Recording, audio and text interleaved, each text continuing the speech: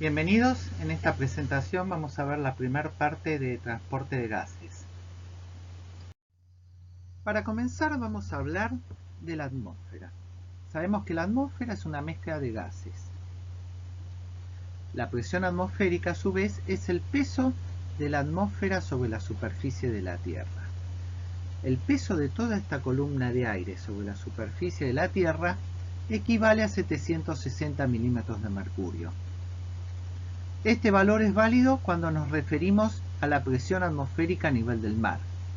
Pero si vamos por encima de este nivel, en la medida que se va ganando altura, el peso de la atmósfera va a ser menor, porque va a haber menos volumen de aire. Es decir, que en la medida que se gana altura, disminuye la presión atmosférica. Hay varias leyes que rigen el comportamiento de los gases. Una de ellas es la ley de Boyle-Mariotte, que indica que la presión de una cantidad fija de gas es inversamente proporcional al volumen que ocupa, siempre y cuando se mantenga la temperatura constante.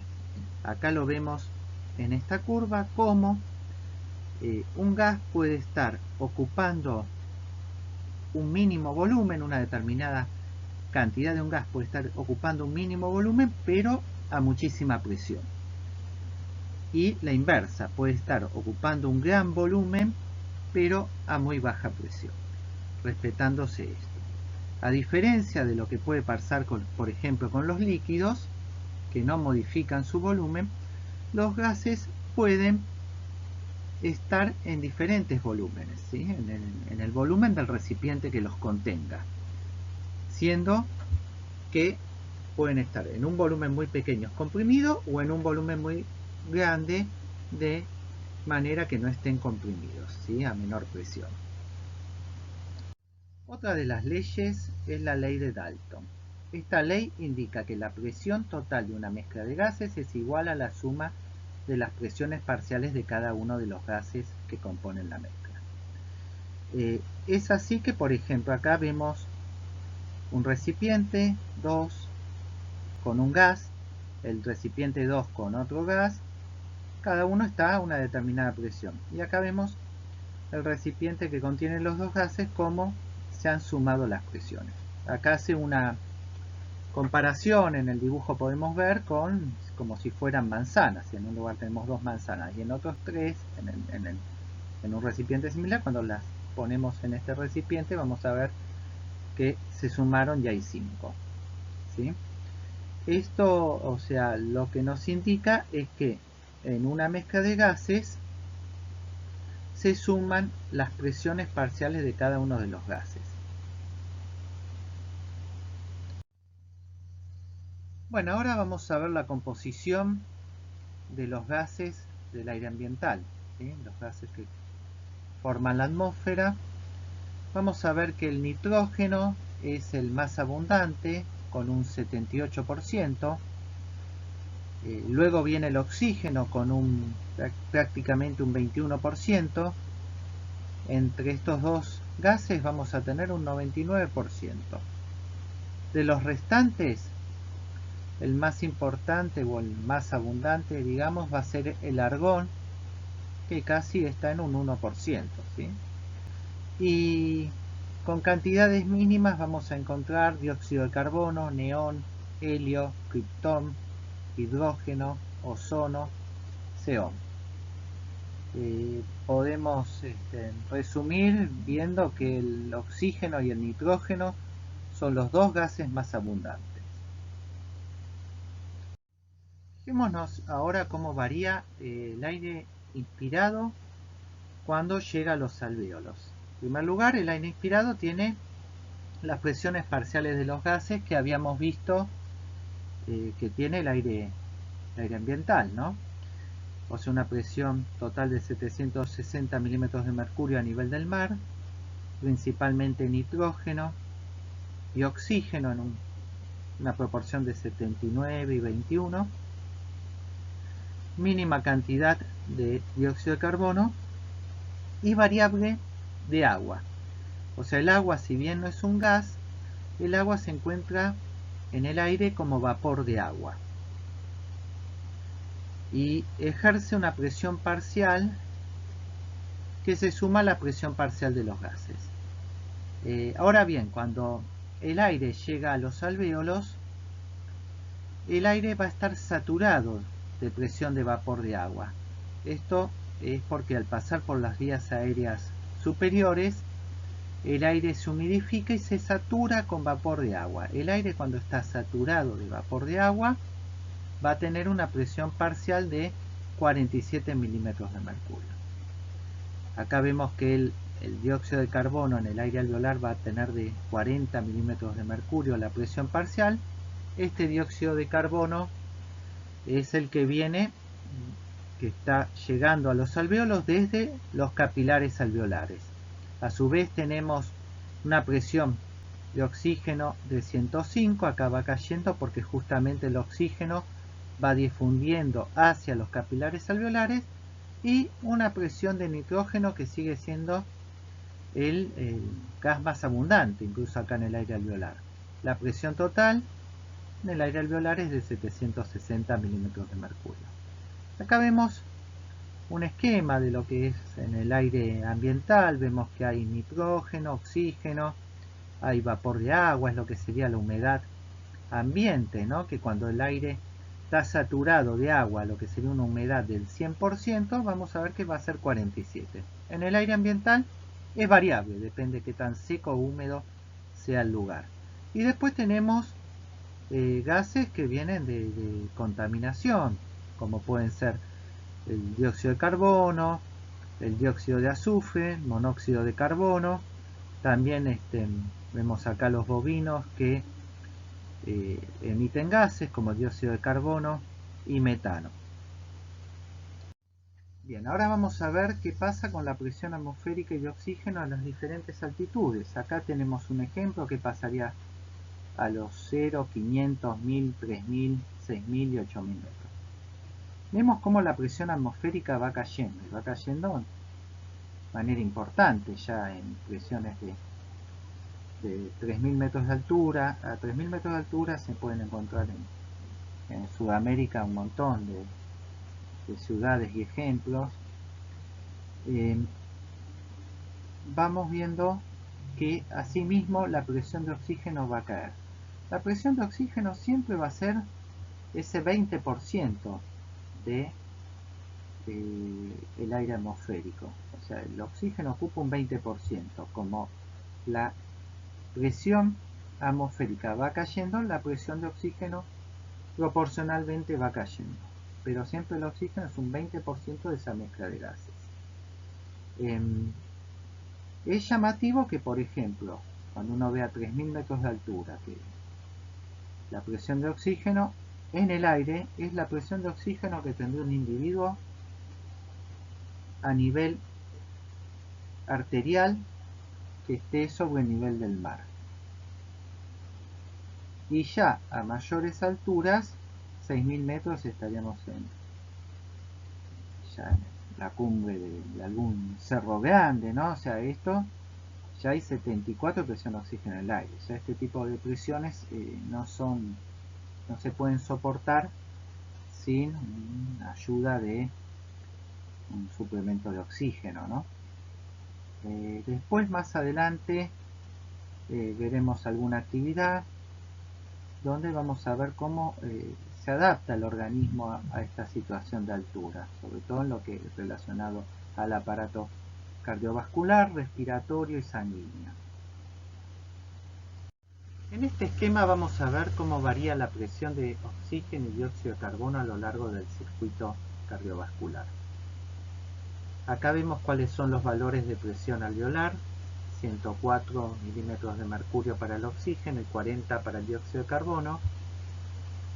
Una vez que nos encontramos a nivel de las arterias sistémicas, vamos a ver que la presión de oxígeno es algo menor, es de 95 milímetros de mercurio, mientras que la de dióxido de carbono es de 40. Luego del intercambio gaseoso que se da en los tejidos, nos vamos a encontrar con que en el sistema venoso se encuentran una presión de oxígeno de 40 y una de dióxido de carbono de 46. La cantidad de oxígeno que se cede a los tejidos y de dióxido de carbono que se incorpora en este momento puede variar de acuerdo al grado de metabolismo que tengan los tejidos. O sea, no todos los tejidos consumen la misma cantidad de oxígeno y aportan la misma cantidad de dióxido de carbono. Es por eso que estos valores de presiones en el sistema venoso se habla muchas veces de presión de oxígeno y de dióxido de carbono a nivel del sistema venoso mixto. Mixto porque hace referencia a que trae venas de los distintos tejidos. Una vez que se mezclaron, es el valor de presión de oxígeno y de dióxido de carbono que obtenemos. En este gráfico podemos ver cómo varía la presión de oxígeno entre lo que es el aire inspirado y lo que es una vena sistémica. En el aire atmosférico, la presión de oxígeno vimos que era 159, pero lo real es que varía según si hablamos de aire seco o aire que puede estar totalmente saturado de vapor de agua o de humedad. Cuando es el aire totalmente seco hablamos de valores de 159. Y cuando está totalmente saturado de vapor de agua es unos 10 milímetros de mercurio menos, o sea de 149.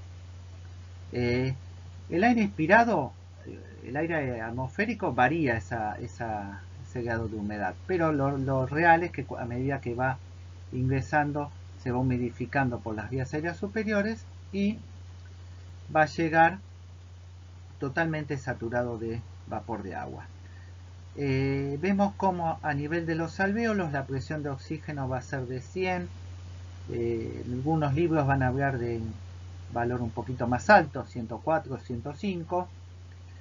La presión de oxígeno en una arteria sistémica baja un poco, es de 95. A nivel de los capilares es donde se cede el oxígeno, y acá vemos cómo va a caer la presión de oxígeno hasta llegar a un valor de 40 en las grandes venas. Este esquema de la derecha es importante porque por un lado nos va a explicar por qué cae la presión de oxígeno una vez que pasó por los capilares alveolares y hasta que llega a una arteria sistémica hay una caída de unos 10 milímetros de mercurio más o menos. Esto nos va a explicar este gráfico y además es bastante completo porque tenemos diferenciada lo que es la circulación pulmonar de lo que es la circulación bronquial. Vamos a arrancar por el ventrículo izquierdo, o sea, vemos la salida de la sangre. Vamos a ver lo que va a ir a la circulación sistémica, cede el oxígeno. Acá ya en azul vemos la sangre desoxigenada que va a regresar a la aurícula derecha. Acá esto está muy simplificado lo que son los capilares sistémicos, pero en cada tejido puede haber un consumo de oxígeno diferente. Cuando hablamos de 40, estamos hablando acá en las grandes venas. Una vez que se juntó toda la circulación que viene de los distintos tejidos, ¿no? Todas las venas sistémicas se van juntando y en las grandes venas que van a llegar a la aurícula derecha vamos a ver una presión de oxígeno de 40. ¿Sí? Eso es lo que se denomina presión venosa mixta. Luego, arteria pulmonar lleva sangre desoxigenada. ¿Sí? Es una arteria que lleva sangre desoxigenada. Se realiza hematosis, la sangre oxigenada viene, ahora sí, por las venas pulmonares hacia la aurícula izquierda. Acá vamos a ver que cuando sale la aorta se produce una arteria que son la arteria bronquial, ¿sí? Los vasos bronquiales, en este caso la arteria bronquial. Va a llevar sangre oxigenada. Los vasos bronquiales son los encargados de nutrir todo lo que va a ser el tejido pulmonar. Entonces lleva sangre desoxigenada y sus venas traen sangre desoxigenada. Las venas bronquiales se van a unir en circulación, ¿no?, con los vasos, las venas pulmonares. Las venas pulmonares traen sangre oxigenada, las venas bronquiales desoxigenada. Esto hace que la sangre que viene de realizar la hematosis con una presión de oxígeno de 104 se mezcla con la sangre desoxigenada que viene de nutrir al pulmón.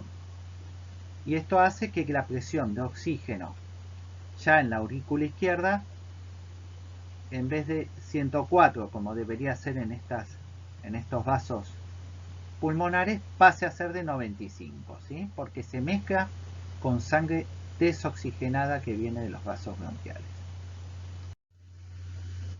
Para que los gases se desplacen entre el alvéolo y la sangre que va por los capilares alveolares y viceversa,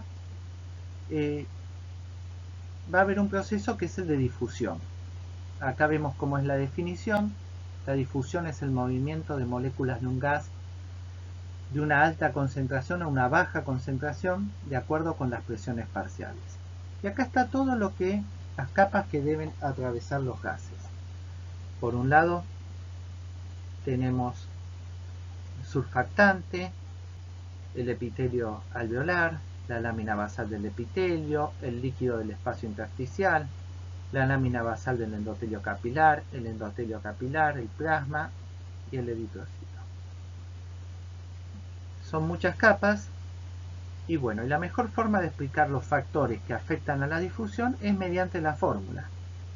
O sea, acá vemos que favorecen la difusión la diferencia de presión a ambos lados.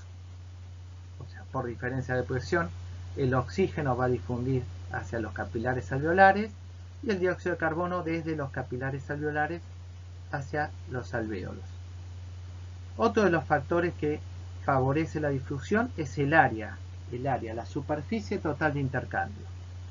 Obviamente, si hay un pulmón que está dañado, donde se rompieron tabiques alveolares y donde no hay mucha superficie de intercambio, la difusión va a ser menor. Y el otro factor que favorece la difusión es la solubilidad. La solubilidad indica qué tanto los gases se solubilizan en un medio acuoso. Todas estas capas que deben atravesar, la gran mayoría, son soluciones acuosas, o sea, los citoplasmas del epitelio alveolar, el plasma. Si el gas no se puede solubilizar en un medio acuoso, ¿no?, de la misma manera que una sal se puede solubilizar en un medio acuoso, los gases también se tienen que poder solubilizar para poder difundir. La solubilidad varía mucho entre el oxígeno y el dióxido de carbono. El dióxido de carbono es muchas veces más soluble que el oxígeno, y eso explica la mayor difusión que hay con el dióxido de carbono. O sea, el dióxido de carbono en general no va a tener mayores problemas para difundir, porque es muy soluble y difunde bien. Si hay algún problema, como vamos a ver más adelante, para la difusión, en general va a afectar al oxígeno. Uno de los factores que se oponen es la distancia. La distancia, ustedes habrán visto en histología que la distancia entre la luz del alvéolo y el interior de un capilar alveolar es mínima, es de menos de 1 micra. Esto es importante porque permite justamente que los gases difundan bien. Ciertas condiciones patológicas donde se produce edema en el intersticio pulmonar, esta distancia se ve agrandada, porque en este espacio se empieza a acumular líquido. En este espacio se acumula líquido, la distancia es mayor y la difusión de los gases es menor. Eso es lo que ocurre en un problema que es el edema pulmonar.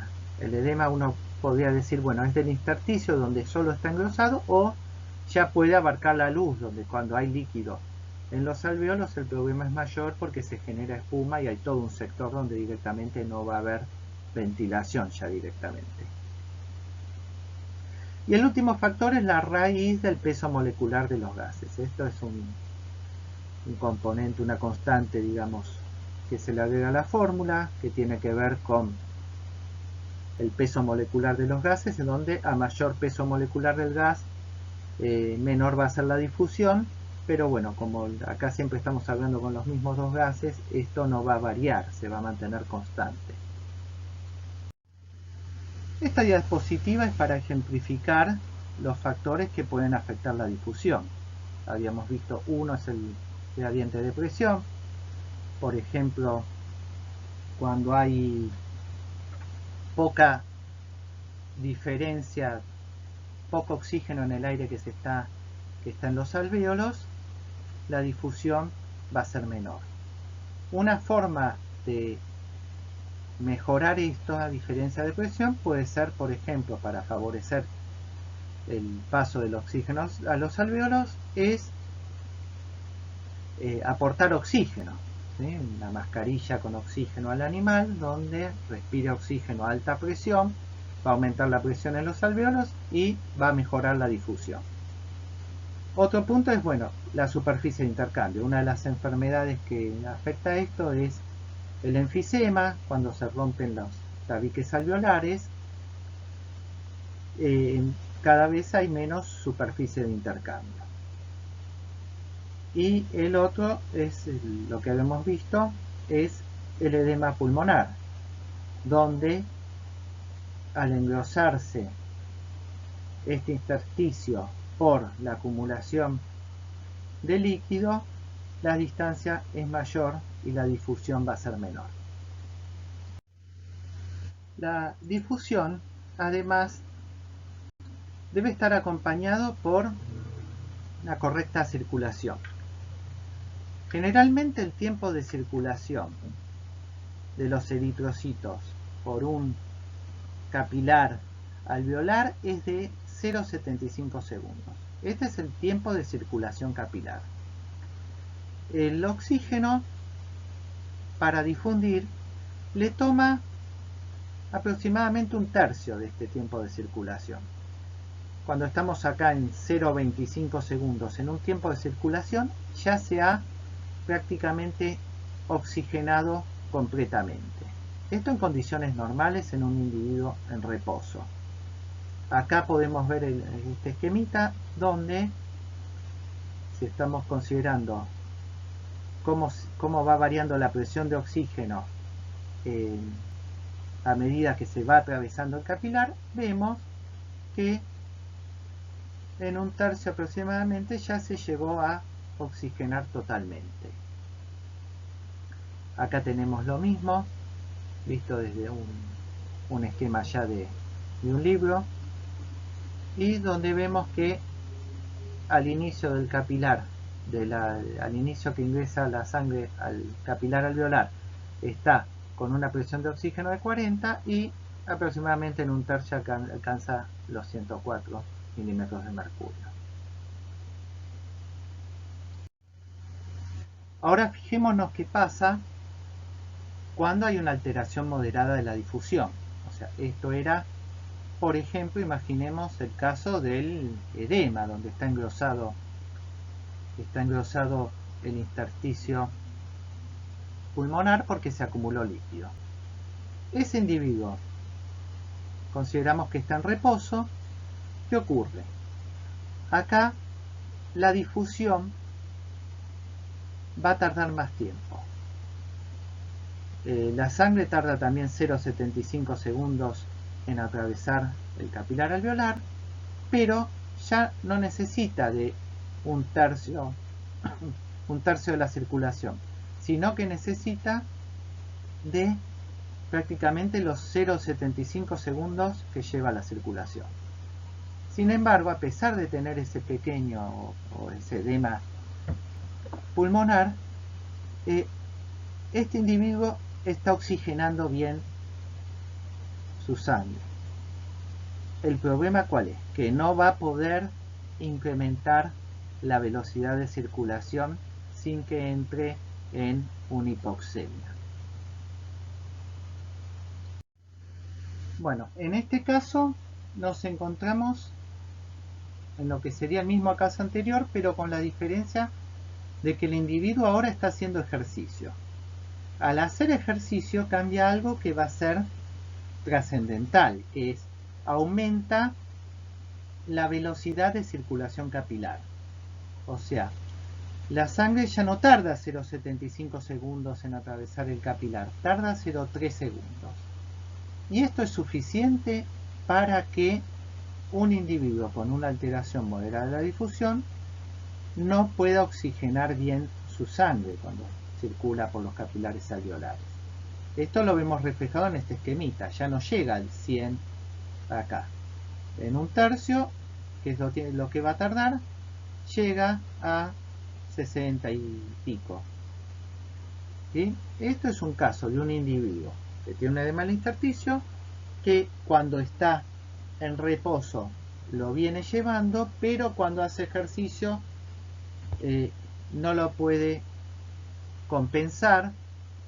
Si el caso fuera más grave, a lo mejor podría hasta estar con las mucosas azules como consecuencia de la sangre que no está bien oxigenada, y eso puede pasar a lo mejor exclusivamente cuando hace ejercicio.